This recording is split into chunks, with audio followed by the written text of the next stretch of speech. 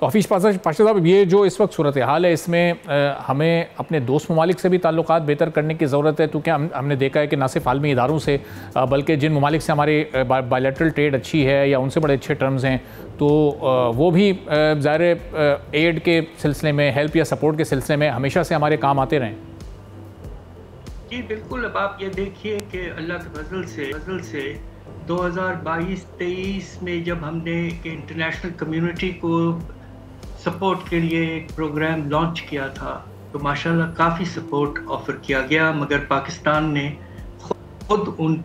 Offers को इस्तेमाल नहीं किया। तो ये बड़ी अफसोस की बात है कि हमने अपने जो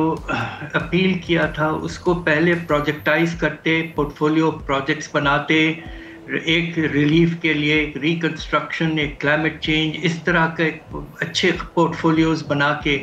ले जाते और उनकी फाइनेंसिंग पर फिर बात करते,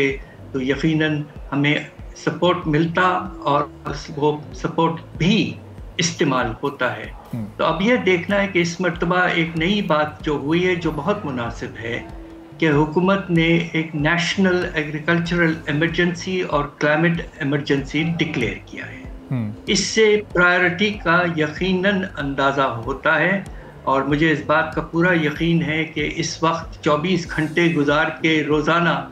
हमारे पाकिस्तान और मुख्तलिफ अथॉरिटीज़ जो हैं और प्लानिंग कमीशन जो हैं, वो प्रोजेक्टाइजेशन और पोर्टफोलियोज बना रहे होंगे और अनकरीब हमें इनको लॉन्च करना तो जरूरी है। साहब, हम देख रहे हैं कि रिकवरी में एक बात और जी जरूर कि सऊदी अरेबिया के विजिट से भी हमें उम्मीद है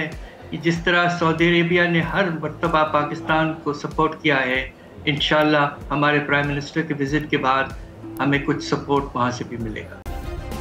सब्सक्राइब करें और बेल दबाएं ताकि कोई खबर रह न जाए।